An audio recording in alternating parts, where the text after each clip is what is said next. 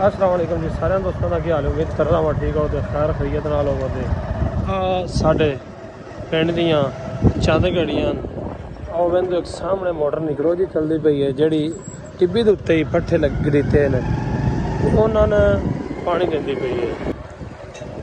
अगर तुसी गलियां इस पिस्सी पाउण तो पहले वेखियां होंदियां तो तुसां साडे पिंड च वड़ना भी कोई नहीं सी, क्यों ना कि ये त्रुटियां बजियां ही इंज सन कि इन्हां दा वेखण ते बंदियां दा दिल ही नहीं सी करदा, लगण ते दूर दी गल है बंदे वेंदे ही ना सन। ठीक है, हुण ते इन्हां गलियां च कुत्ते भी पैदे फिरदे ने। गल मैं करां इन्हां चौकां दी ते इत्थे एक दुकान है। साडे पिंड एक रक्शा है, ये रोज़ सब्जी देण आउंदा है। ये साडे इलाके दे विच मानुल्ला साहब ने जिहड़े डाली लैके आ रहे ने। दूजा रक्शा साडे पिंड एक होर बाड़िया सब्जी वाला, क्योंकि साडे पिंड रक्शे सब्जियां वाले ते बाड़ियां वाले दे हिसाबे ही आउंदे ने, क्योंकि इत्थे सलाब लगा। अज मैं तुहानूं अपने पिंड दे कुछ गलियां दी सैर कराई है। सामने चाचा साग बैठा है, जिहड़े साडे पिंड दे सारे लोहार ने। ठीक है, ये सारा काम यही करते हैं।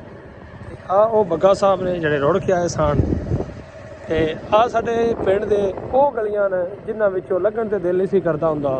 भला होवे उस पार्टी दा जिस पार्टी ने ये गलियां क्लीयर कीतियां ने। वो साडे पिंड वाले तो आपे ही कमेंटां दस देंदे कि साडे पिंड दे पीसियां साडे पिंड च कैं पाइयां ने, मेरे नालों वो सारे बेहतर जानदे ने। साडे पिंड दा एक रोड है जिहड़ा वणी के तारड़ जांदा है, जिहदे उत्ते सामने ट्राली खलोती है। अगे सामनियां ट्रालियां दा रश है। साडे पिंड दा एक पंप है जित्थों लोग तेल पवाउंदे ने। साडे पिंड दे विच जदों मशीनां लगदियां ने, क्योंकि ऐतकां दे मुंजियां ही बड़ियां खराब ने, ऐतकां दे मशीनां दे ओह दौर ही नहीं। साहब ने जिहड़े मुंजी वाड़ रहे माल जोगी, क्योंकि मशीनां दा रश साडे कोल ऐतकां बहुत ही कम है। अगे साडे कोल बड़ा मशीनां दा रश हुंदा सी, लोग दूरों दूरों पराली लैण आउंदे सन, लेकिन ऐतकां मुंजियां घट होण दी वजह तो ਜਿਹੜੀਆਂ ना सामने ट्राली मुंजी जिहड़ी है वो लोड कर रही है, आवाम कोल खलोती है। साडा की काम है दुनिया नूं दसना विखाना काम अंज हो रहा जे, अंज हो रहा जे। ये साडे इलाके की एक रूटीन है, साडे इलाके का एक काम है। वेंदे रेहड़ियां वालियां दा कोई हिसाब नहीं तो मंगण वालियां दा भी कोई हिसाब नहीं, दोवें चीज़ां ही बराबर ने।